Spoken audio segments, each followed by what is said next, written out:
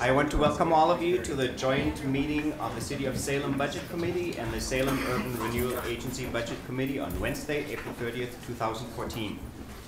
Thank you for making the long and arduous trek to City Hall when you could be outside playing in the sun. Yeah. Can we have a roll call, please? Mayor Peterson? Here. Member Bennett? Here.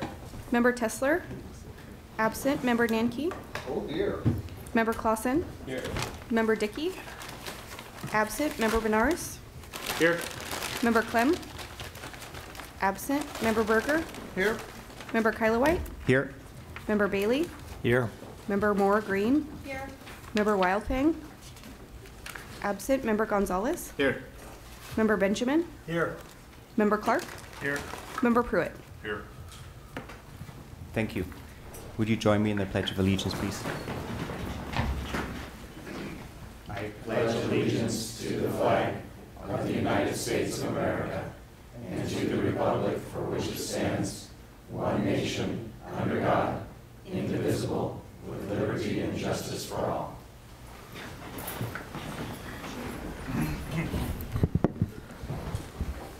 Could I have a motion for approval of the minutes from April 23rd, 2014, please?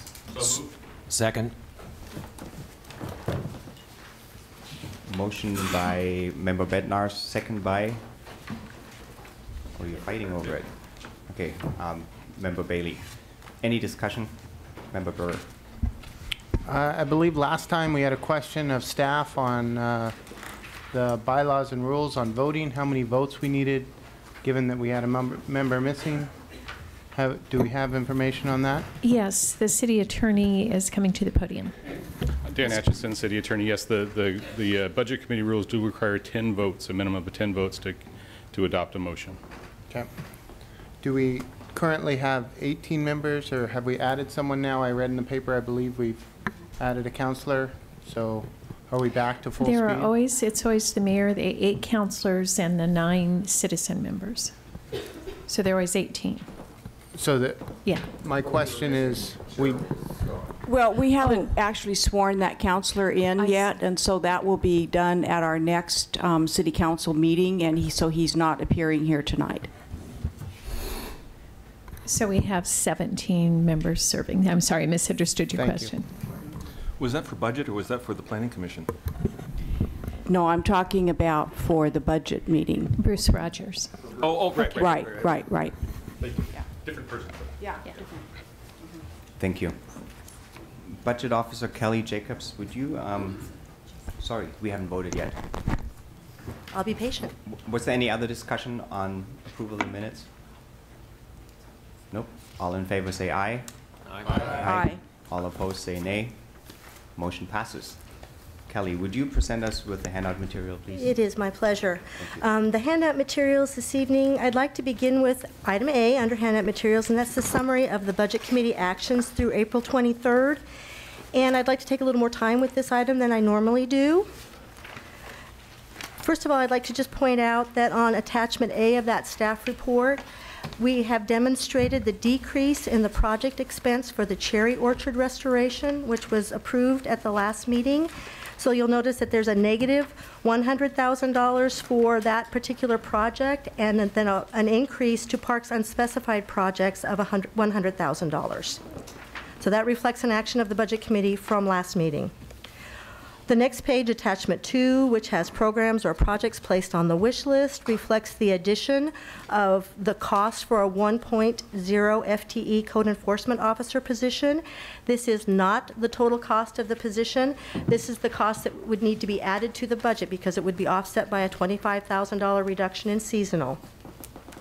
The third item on that list is the defunding of the major maintenance projects in the parking fund, and that amount is $1,020,260, and it reflects the amount that is in the parking fund budget minus an amount that would be needed for a project that is underway and where the city has an obligation to pay.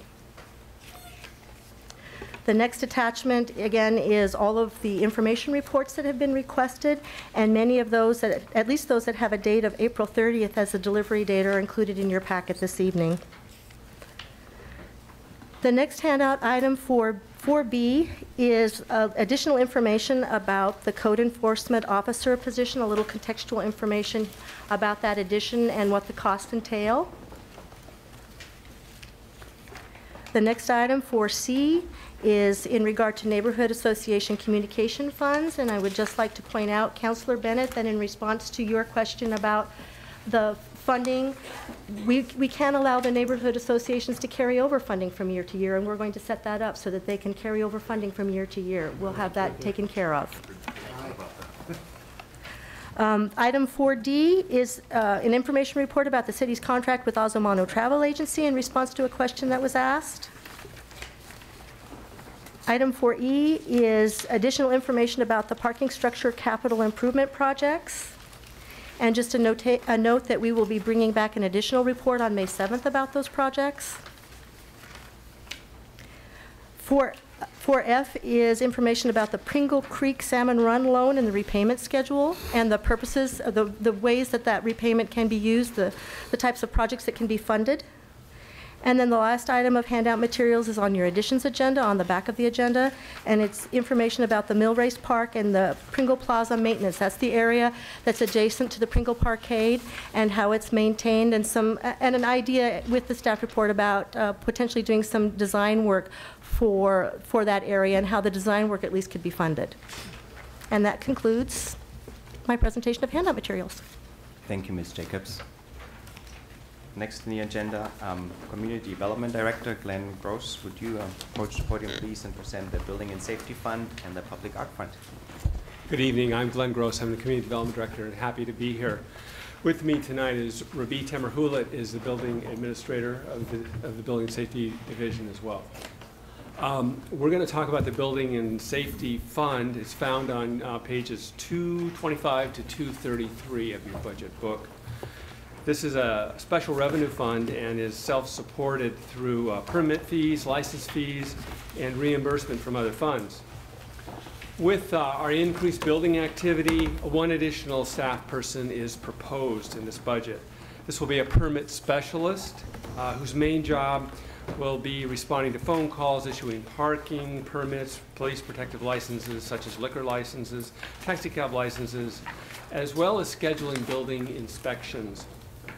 This is in response to monitoring our activity levels and our benchmarks.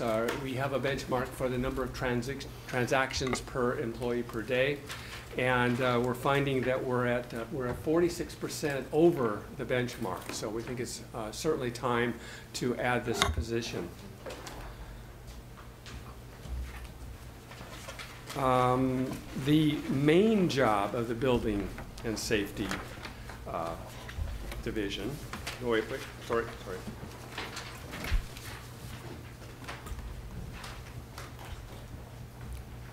The main job is to issue building permits for the city. This division also hosts the One-Stop Permit Center, which issues licenses and parking permits. Additionally, the Building and Safety Division has agreements in place with the Marion County Building Department and the State Building Codes Division to share resources and expertise and to help us meet our service demands. For example, there are times when we're short-staffed because of illness or vacations or that sort of thing, and we have these partners to call on to help us complete our mission.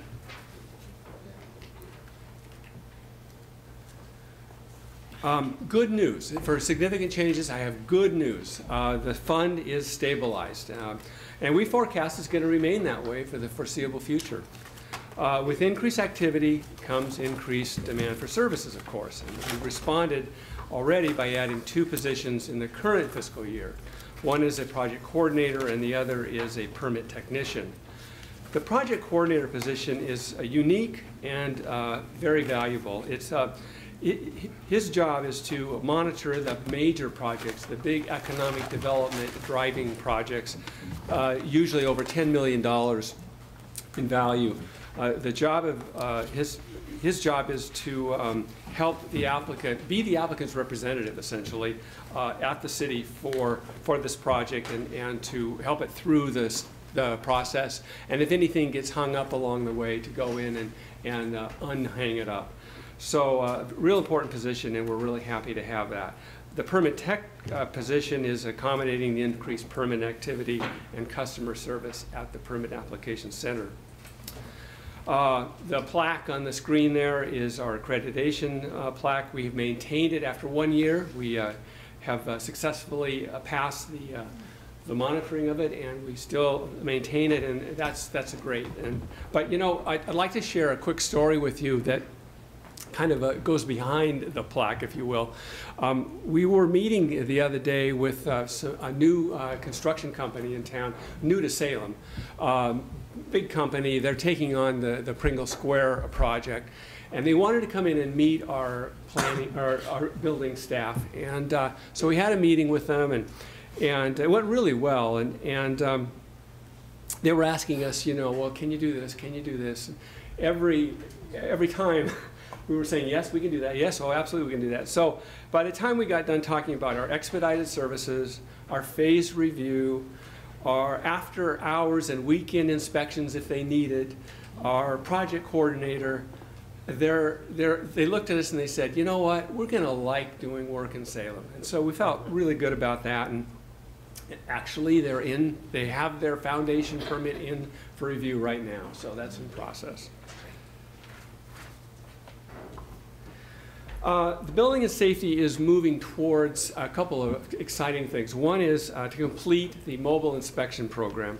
We now have 4 out of 7 of our vehicles are fully equipped and in use. And when this project is complete, all of our inspectors will be able to enter the results of their inspections on site via a remote access laptop. This way, our customers will have real-time access to the status of their project review. It will also allow our inspectors to spend more time out in the field and thus result in personnel efficiencies. The initial equipment has been ordered for the electronic plan review, and we're now analyzing different software options. Trial software will be tested this fiscal year. We plan to have electric plan review online by the end of fiscal year 14-15, and we're really excited about that. You might wonder, well, what will that do? Well, it will allow applicants to submit all of their building plans electronically. Anywhere in the world, they can submit plans to Salem, Oregon. This will save expense and travel time for our customers and allow staff to more efficiently review those plans. In summary, it will reduce paper, provide instant archiving, be more efficient for staff and customers, and be available 24/7. And with that, I'll pause to see if there are questions. Member Bednarz. Just a real quick question. So once you get done reviewing electronically, who prints up the set? Is it a cost to us? Ray, do you want to come up and speak to it? Once the drawings are approved, we give access to the applicant to download the set and print it on his own account. So they'll print up their own. It's not an expense to us. Yes. Member Bennett. Thank you. Congratulations on continuing your certification. That is a really, that's a great thing. The next, it kind of looks like the next really big project in town will be the remodel of the Capitol building. Yes. Are you gearing up? How is that going? It's going. It's on. We're on track. You're on track. I don't know where the state is. Are they on track? I don't. Yeah. But we've. That's a project that our project coordinator will be assigned to. Rabi and his staff have had some preliminary meetings. We understand the project. If they can, you know, get their end of the thing going on time, we will be ready to accommodate it. Is there any, I recall, it seems a year or two ago, there was some discussion about how that would be, that they were possibly looking at using the state. That's all gone. I mean, they'll be using us. Right. Good memory, because a year ago, one of the threats out there that the director of this department talked about at the time was, in fact, there was a bill pending at the legislature to transfer the building inspection process from the city to the state for state projects. And we were very concerned about that. It had a lot of negative implications for the city. That has That didn't go anywhere, and there is no talk that we're aware of bringing it back. Great, thank you. Member Berger. Here, I'll grab the microphone and I can see you with.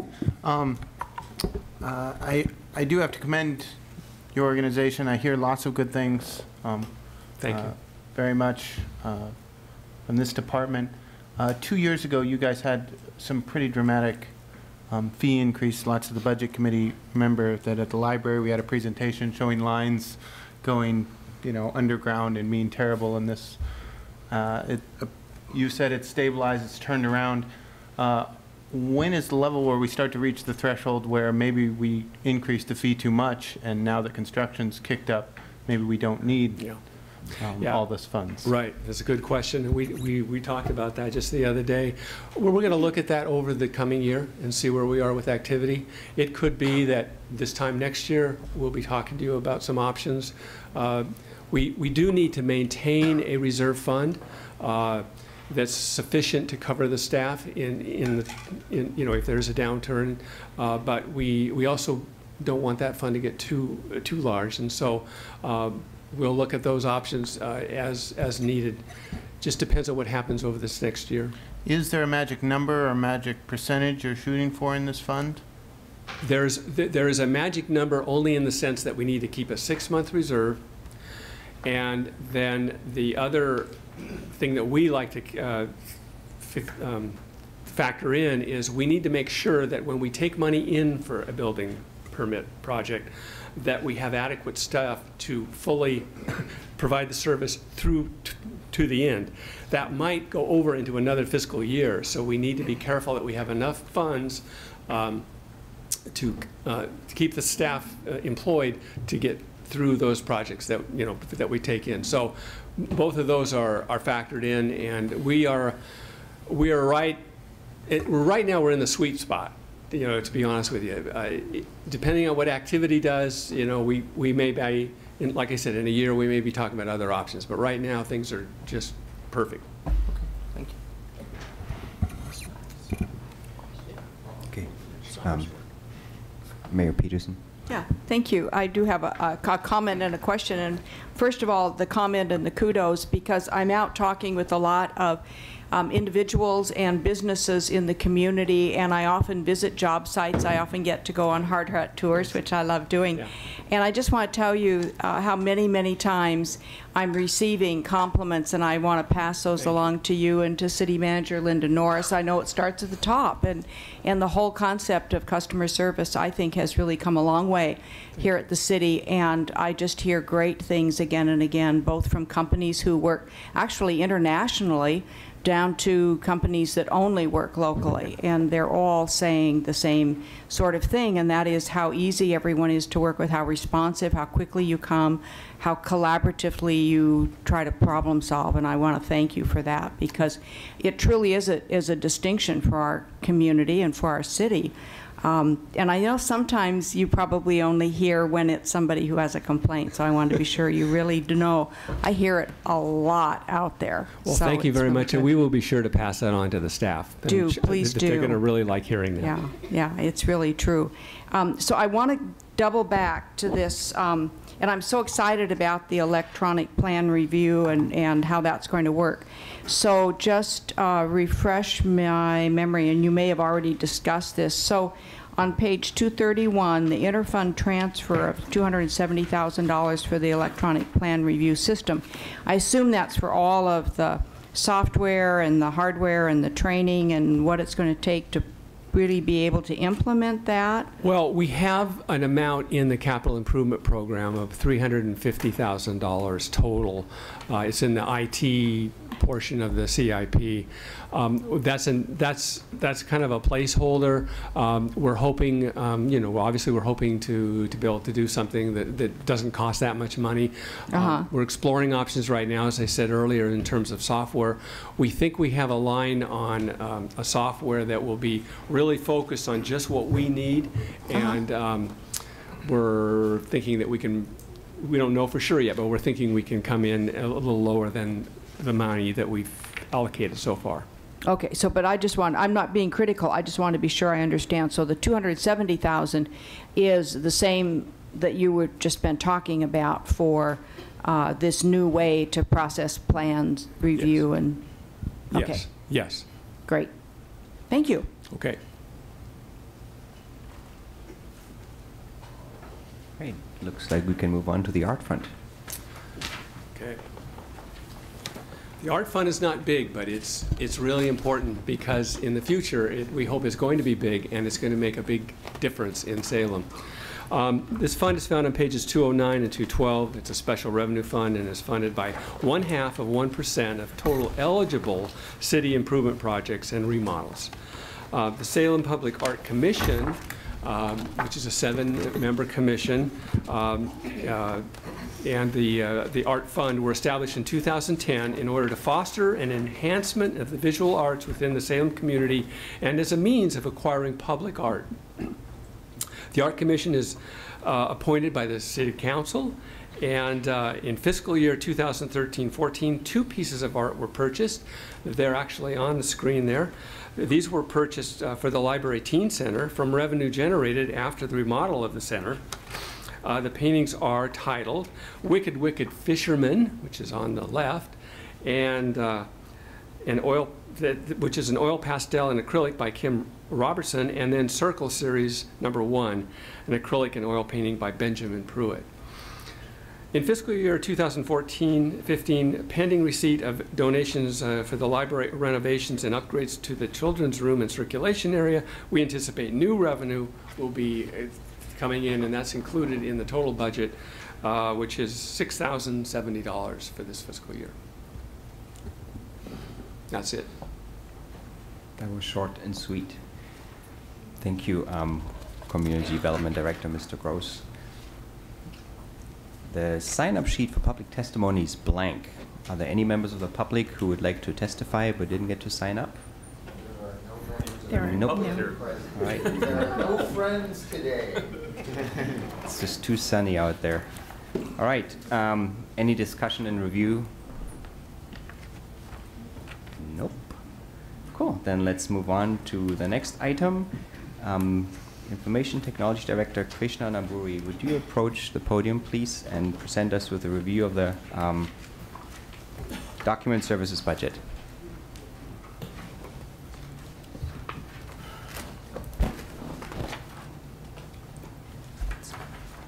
Madam Mayor, Mr. Chair, Council, and the Budget Committee members, Krishna Namburi, Information Technology Director.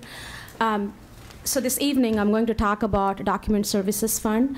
And so before I start my presentation, I would like to thank all of you for the wonderful comments we have been receiving about IT department from the past few weeks.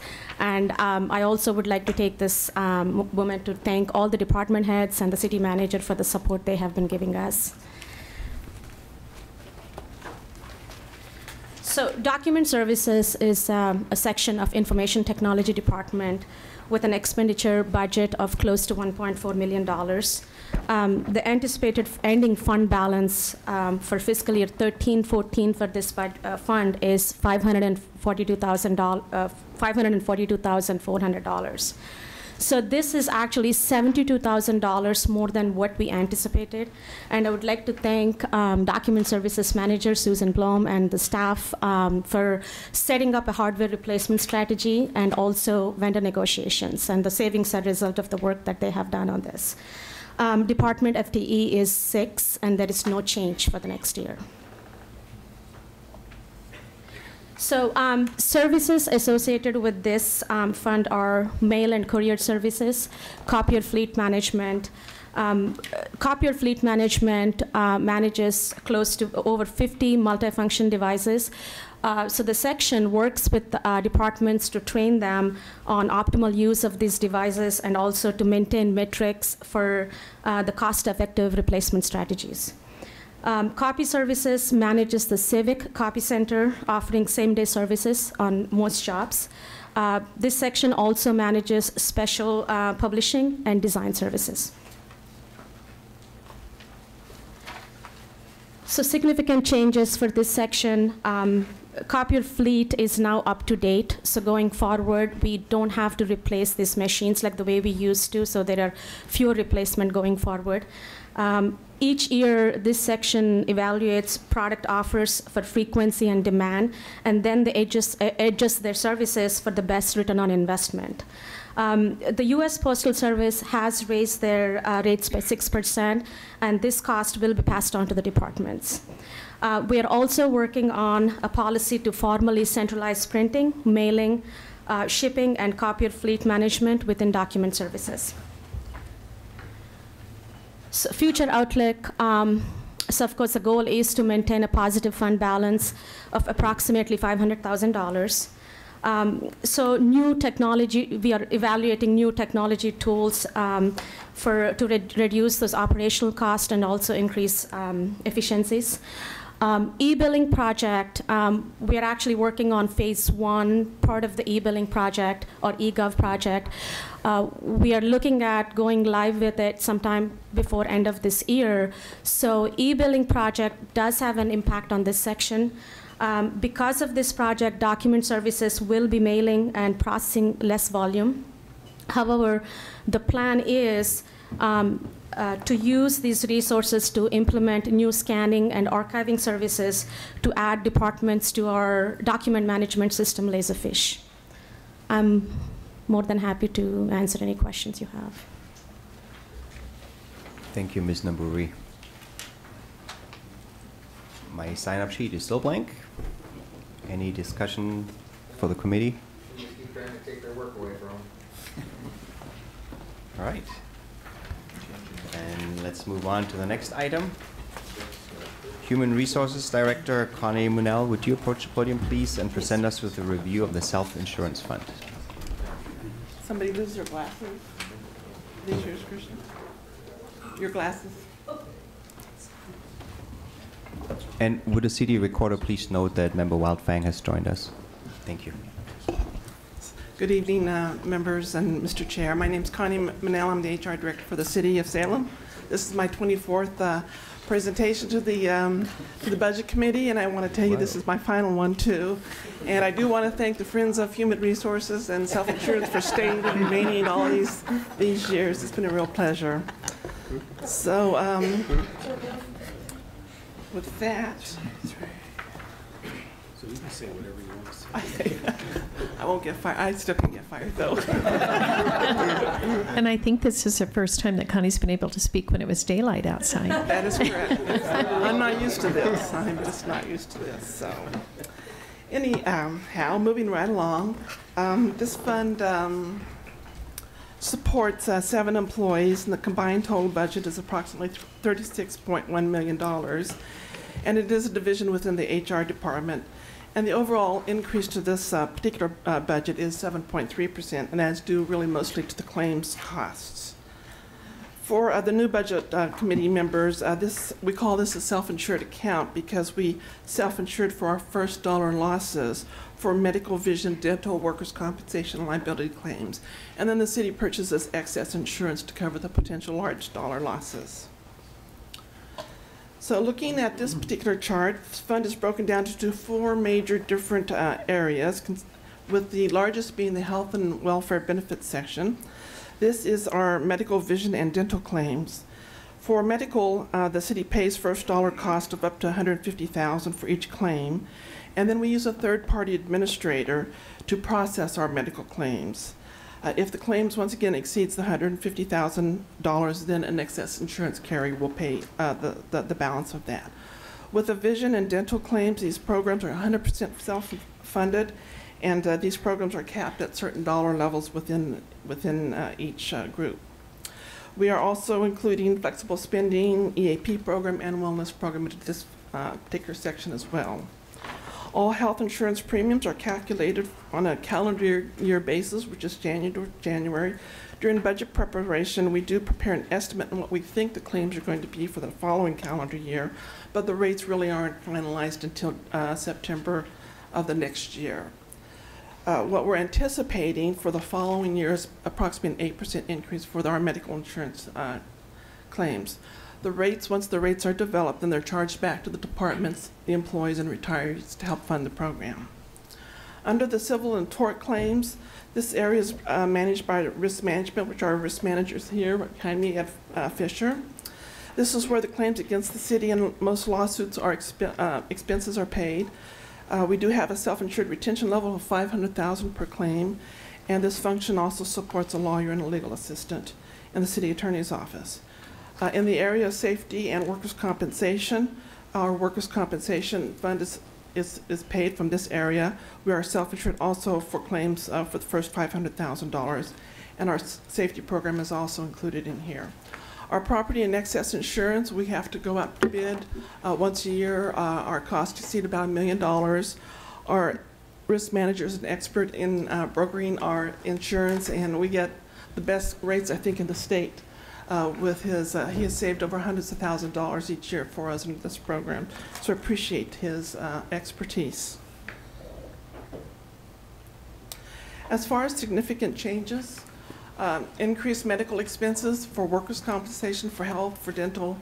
We continue to try and figure out what we can do to help mitigate the cost. We are and will be looking to a wellness clinic for city employees. We've already started that process. And of course, the Affordable Health Care Act is still continuing to be a worry, and the difficulties in administration we'll be having difficulties for the next several years on that. So just to recap, in terms of our self-insured medical program, as you can see, our overall claims cost increased by about 11.6%. This is just a sample of hospital utilization. We have the city's cost, and then we have UMR Book of Business. UMR was our third-party administrator. And you can see our employees are doing pretty good as far as hospital utilization. We're much lower than the national rate. This last year, we've had 17 large claims. That's the claims that have exceeded $150,000.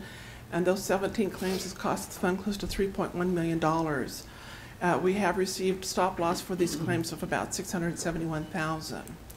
As you can see from this slide, we have 38,500 annual claims. Those claims cost us close to almost $15 million. How it's broken out, the cost, 43% of those costs are associated with employees and 57% are associated with dependents. This is just our prescription program. This is a large dollar cost to us, costing over $2 million. Over in 2013, we had a 14% increase in our prescription cost. And as you can see, the city's book of business is very common and very, very comparable with the national book of average. There was a question 2 weeks ago regarding the history of our health insurance rates. So I put together this slide. It shows a 5-year average for our medical, and as you can see, we're going approximately 10% for medical claims over the last 5 years, which is common throughout the industry. The vision claim is averaging 4.2. A couple things have happened on the vision claim. In 2000, with the Affordable Health Care Act, we were required to pay all costs associated with children's eye examinations, so that increased our cost a little bit. And under the vision program, we have capped $250 per participant. But last year, we negotiated a new contract with our IFF and our AFSCME. Instead of $250 every year, we moved that to $500 for every 2 years, which we had to increase the funding this present year because we needed to make sure AFSCME, our largest group, we had sufficient funds to cover their cost. Vision is about a $500,000 cost to us. Dental insurance, we've seen some increases in dental insurance as well, just because the cost of claims going up, and that average is 3.6. Workers' compensation, these are our 3 largest departments, which is about 95% of our claims. There's a 5-year average. Our departments are continuing to do a very good job in terms of claims management, and costs have gone down over the last 7 to 8 years. You can't really tell, but the police and fire have done a real good job. Public Works is up slightly this year. We still have 3 months to go in the 13-14 years, so, but the trend is we're moving down, and it's been very good for the city. As far as our liability claims, We average about 120 claims per year. We've seen a steady decrease in the number of claims and also the cost of those claims, which is very good news for us. So if the trend continues on as it is, hopefully we'll be looking at a rebate for the next fiscal year and coming back and being able to give some money back to the different departments. Our risk manager checked with other agencies, and our trend is unusual. While we're going down, other agencies' costs are going up in this area. So we're very pleased with what's going on the toward end of it. As far as our future outlook, insurance, the cost of insurance, and how do we mitigate the rising cost. We're looking at wellness, continued wellness programs. We need to do additional training, and we also are very concerned with our safety component. And with that, that concludes my presentation. If there's any questions. Thank you, Ms. Manel. Councilor Clausen, please. Thank you, Ms. Manel. On the insurance costs increase, we're averaging plus or minus 10% a year. With us being self-insured for the first bulk of all that, how do you figure those costs? Is that kind of our total cost? Because it's not like we're paying premiums. Well, or is it kind of that rolled in with stop loss? It's all rolled in together, yes. Okay. Our entire program is so rolled total into cost, total dollars cost. Out over the year. Yes, and we do use the assistance of a consultant too, because we need their professional assistance when we're trying to project what our claims are going to be for future. Mm-hmm. The 17 claims that exceeded our stop loss, we desperately need their help because we're not quite sure how many we're going to have in the future and what's going to be the cost. As with anything, you're taking your best guess, right? Our best guess estimate into our crystal ball. Right. One more question too. Wellness programs, I'm definitely intrigued by that. I hear a lot about that with employers doing wellness programs. I love the idea, or really curious about the idea of a wellness clinic within the city. I think that's something that deserves a lot of thought. But how effective are those programs for us? I mean, I see downward or good trends, it looks like, but... Right, and we've been working with our consultant already trying to get the numbers together. The problem is the startup cost. Anytime you're talking about a clinic, you have the startup cost. But I've been told that you can reduce cost anywhere from $100,000 to $300,000 per year. In the clinics, we're also looking, we have workers' compensation. It'd be a place for employees to go, and we can negotiate that. But I am told, and I'm hoping that we'll find that we'll have some reduced cost and have an impact upon our funds. Mm-hmm. So potentially we might see, if a decision is made to roll something out, we might see an increased cost in year one, but then hopefully being paid back over years following. Yeah, in this current budget year, I have put aside $500,000 to explore the possibility. That claim came out of the claims cost under the health insurance program, so there's not an addition. So we will be exploring that, and then if, based upon the analysis that we do on the potential savings, it could be funded almost 100% within our current budget. Okay, thank you. Are there any other questions, discussion items? Nope. Thank you, Ms. Manel. Next on the agenda is Budget Officer Kelly Jacobs with a review of the trust funds.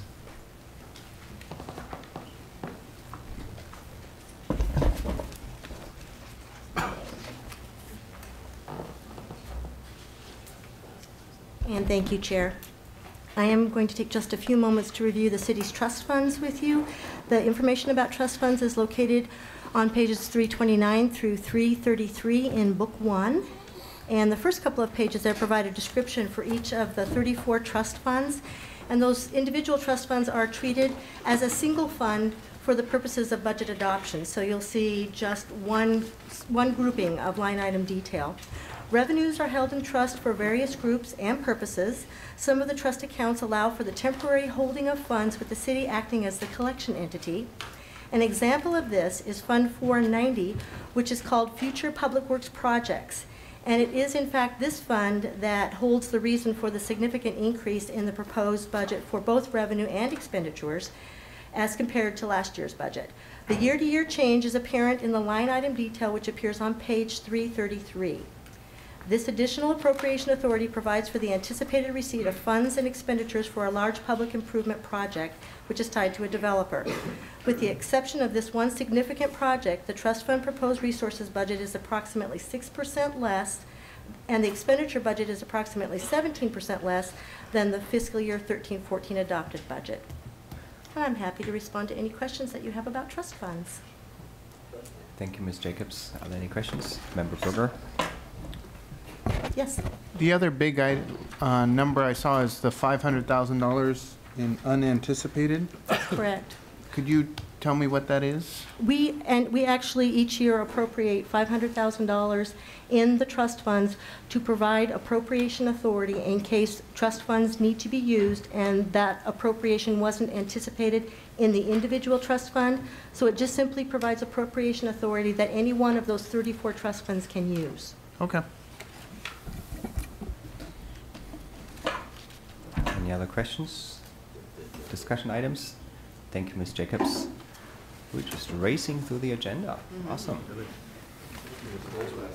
Yeah, last year was. I'm making up for last week. Okay, next on the agenda is goal setting or policy discussion. I think we should enjoy the sun. Go home and mow our lawns. Member Berger. Sorry, I'm going to slow down your sunshine. Can staff just tell us where we are on the calendar, just so I have my mind straight on what's next week? Yes, next week, May 7th, is the Budget Committee's last meeting, and that's the appointed time at which you will pass on a recommended balanced budget to the City Council. And then they'll have a public hearing in their second meeting in May. I think it's May 27th because the 26th is a holiday. And then we'll make the final decisions on June 23rd. I believe it's that day, right, Kelly? June 23rd to adopt a balanced budget. Okay, I'm ready for sunshine. Okay, Member Bailey and then Member Bednarz. Yeah, thank you. I'm not quite sure where it fits in the heading of goals, but we've definitely talked in here the last several meetings about adding back some sort of law enforcement, code enforcement capacity. That is and it seems to me that what those of us who have talked about it have said is that one of our goals is to maintain the city's capacity to adequately enforce and proactively enforce the ordinances and regulations that maintain neighborhood livability and safety. And because we had really, I think, approached a dangerous sort of erosion of that capacity, and I see us now, my sense is that one of the goals we're talking about is bringing that back again. And so I don't know if we need anything formal. I'm not proposing that, but I just wanted to say that I think that is what I'm hearing, one of the goals that we're shooting for this year. And if you'd like me to respond, I think adding, the potential on the wish list of behalf of a graffiti enforcement officer and the code enforcement officer, I think will come a long way toward that. The mayor at the last meeting had asked for a report on, where are we with Part 1 and Part 2 crimes and our level of activity, and we have a draft of that report now, but it'll come to you in the next few days, so you'll have that for the May 7th meeting. The challenge, of course, is that if we add back this year, unless you cut something else to make up for that difference, it adds to the the millions of dollars that we still have to cut over the next 5 years, which if we, as a reminder, if we win the PERS lawsuit, we anticipate it being $6 million over 5 years. If we lose, it's going to be more than that. So it's balancing that, and it's, I think we're all wish we were at the point where we could really start adding more, because there's certainly more service we could provide to this community and would like to provide to the community.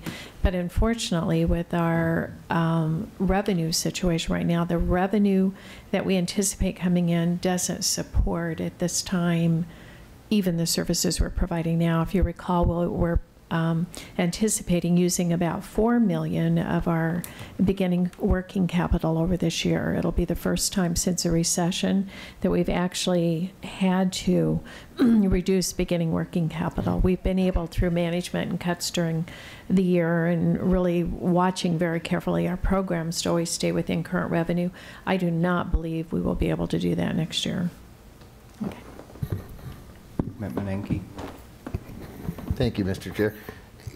In response to that, looking at the wish list of the 1.5 persons, there's no offsetting Right. pieces coming in, will you be actually bringing us an offset of a reduction in headcount of 1.5? I'd like your direction on that. I asked that one time and didn't get a direction. So if you'd like me to bring back here, what I think would be the least destructive, options for you to consider. We certainly wouldn't bring back something that you would just say, that's ridiculous to do. But if you want me to bring back some options, I'd be happy to do that. I think that would be appropriate because I don't Okay. want it to come out of ending fund balance. Okay. Okay. Do we need a motion for that? That would be good. Okay, so move a motion? Second. Okay. Motion by Member Nanki, second by Member Clausen for the city manager to bring back an offset for the 2 items on the wish list.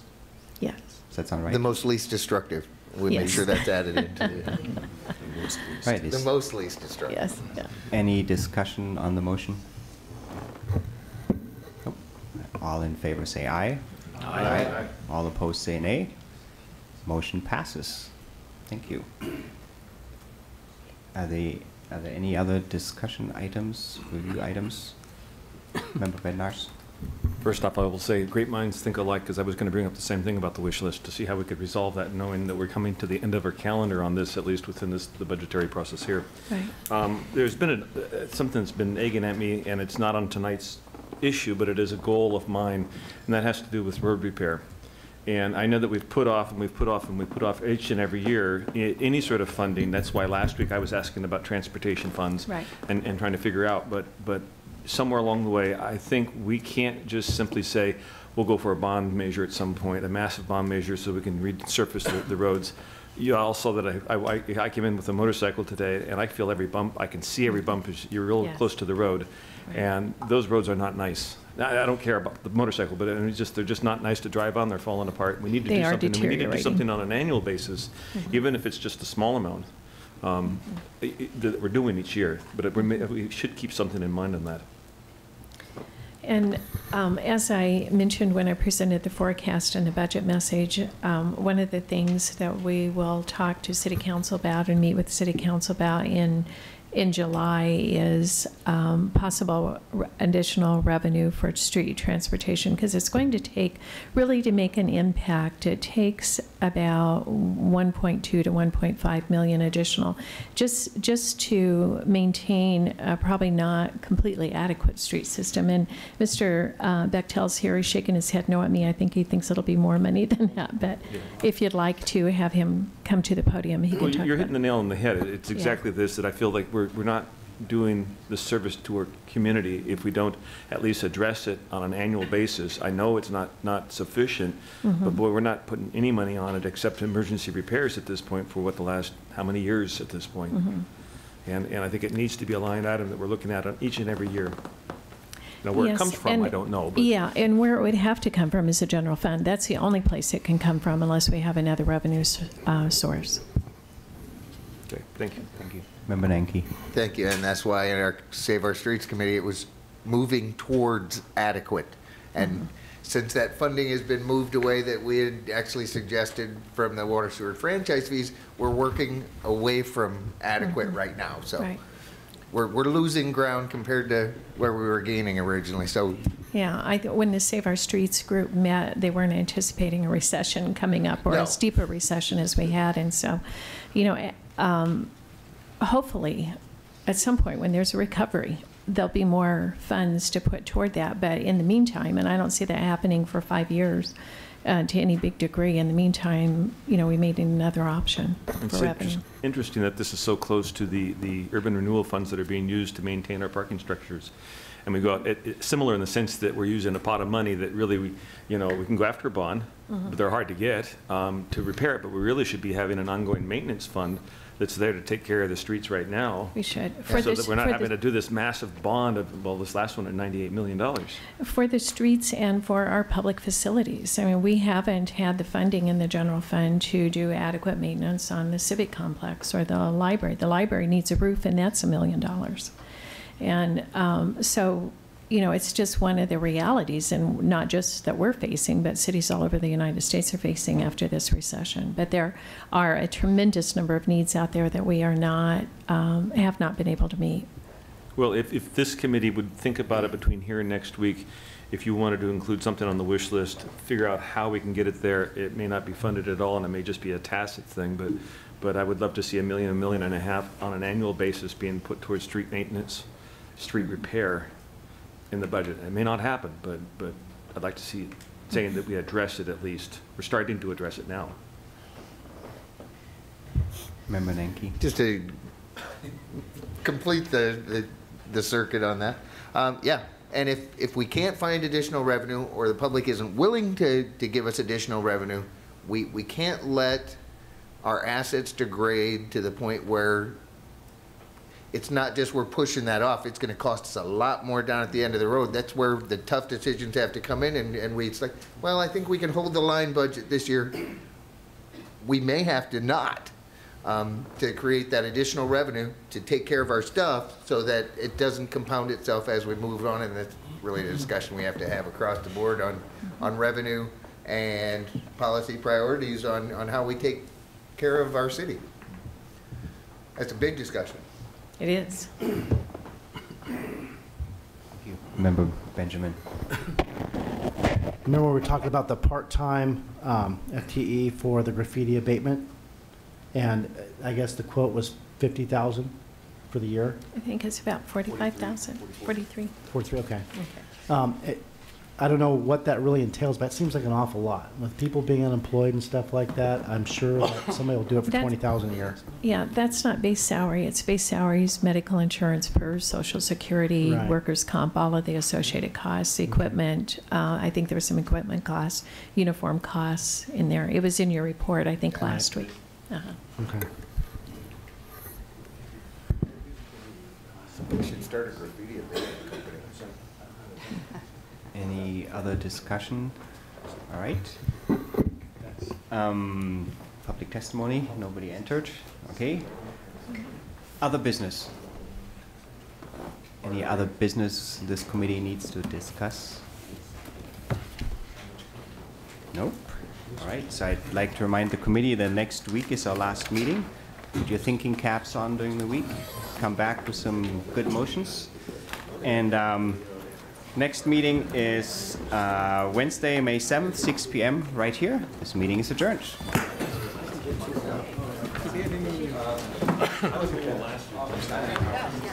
Last